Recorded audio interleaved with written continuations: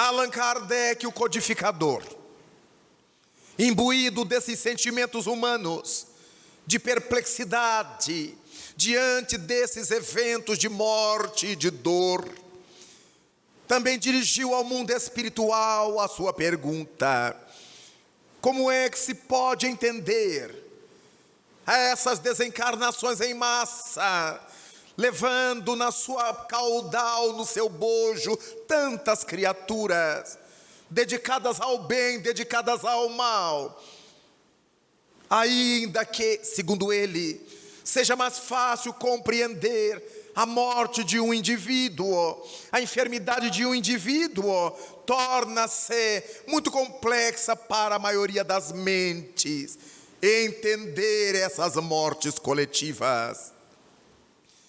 E então, ao dirigir essa pergunta aos espíritos, veio responder ao codificador o espírito Clélia de Plantier, um dos membros da equipe inovidável do Espírito de Verdade. E na sua mensagem, Clélia de Plantier, conforme encontramos em o livro Obras Póstumas, nos fala desses flagelos coletivos e nos dá uma verdadeira aula, explicando-nos passo a passo o processo como ele se dá. O que ocorre, ensina a benfeitora, é que cada indivíduo pode cometer desatinos contra a consciência cósmica, contra a sua própria consciência, em 3 níveis gerais. O indivíduo pode cometer desatinos e impropriedades como indivíduo, ele a sós. E neste caso, nós encontraremos, por exemplo, o indivíduo que carrega um vício, o tabagista, o alcoólatra, que vai destruindo o seu próprio corpo, aquela criatura de maus pensamentos, o irritável, o violento, o mentiroso, todas essas suas degenerescências se refletem sobre si mesmo. Ele realiza males sobre si mesmo. É ele a sós que procura realizar todo tipo de problemas que pode realizar. Ainda quando ele enderece esses problemas aos outros, é ele a sós que está realizando. É natural que dentro das leis de causa e efeito, esses indivíduos voltem em futuras ocasiões, carregando problemas individuais. É compreensível que o tabagista de ontem possa reencarnar-se hoje, trazendo asma, bronquites, cânceres, problemas gastrointestinais, em virtude dos vícios por ele usados no passado, e que ao degenerar-lhe o organismo, consumindo uma dose exagerada de fluido vital, antecipou-lhe a morte, e por isso ele entrou no mundo espiritual na condição de suicida. Compreenderemos que o alcoólatra de ontem, por ter destroçado gradualmente o seu sistema neurológico, o seu sistema gastrointestinal,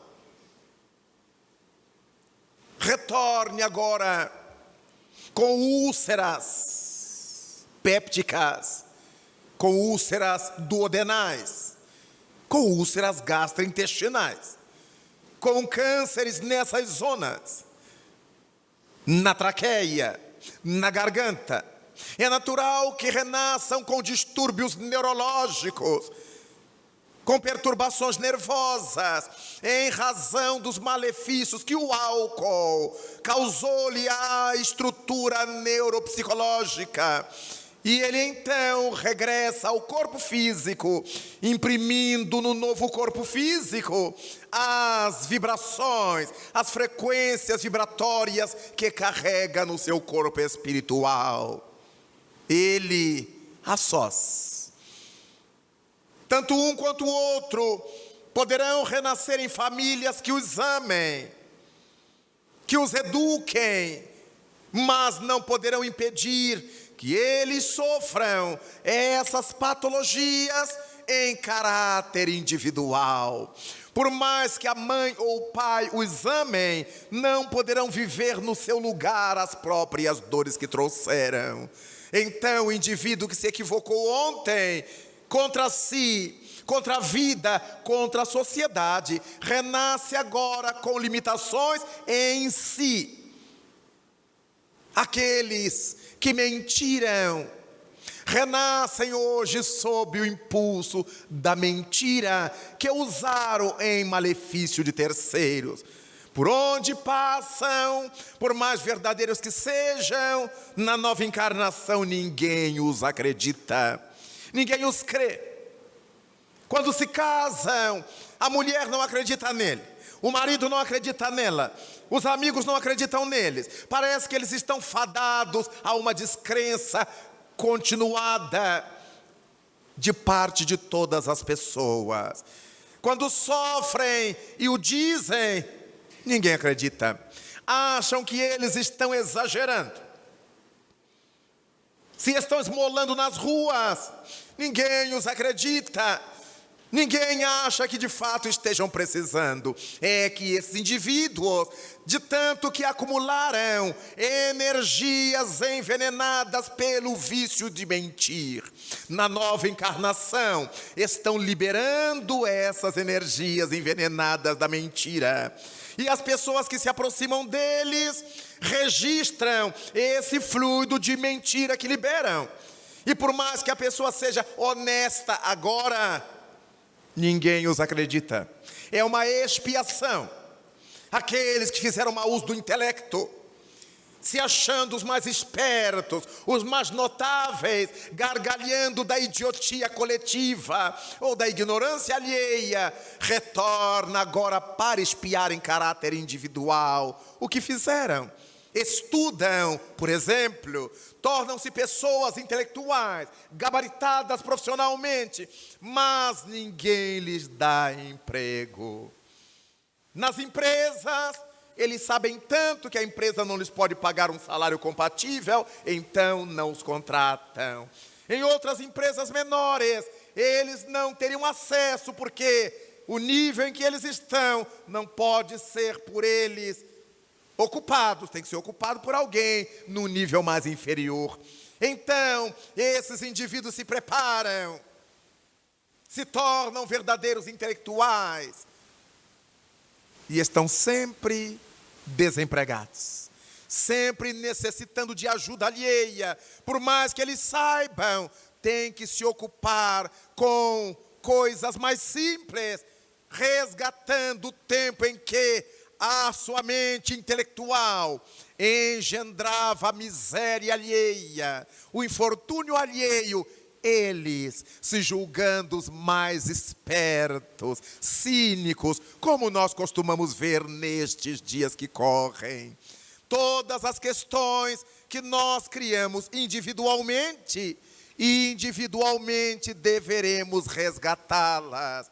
Dessa forma, a lei de Deus, perfeitamente justa, supremamente justa, permite ao indivíduo renascer na terra e atravessar os caminhos que lhes permitirão queimar o débito ancestral, queimar as dívidas anteriores em caráter individual. Ninguém pode fazer nada por eles.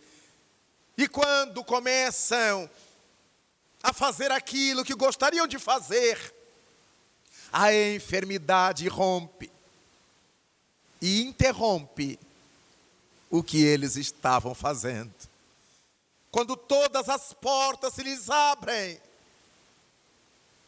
eles não merecem, intimamente não merecem, Então, a consciência de culpa faz destravar processos patológicos. E dali a pouco, ele que precisava da voz para trabalhar, se vê impedido de falar, com distúrbios da voz. Aquele que precisava das mãos para trabalhar, se vê com lesões no sistema nervoso dos membros superiores e não pode usar as mãos. Aquele que precisaria dirigir carro, se vê neurologicamente incapacitado para tal. Porque aquele que deve, volta ao mundo para se reajustar.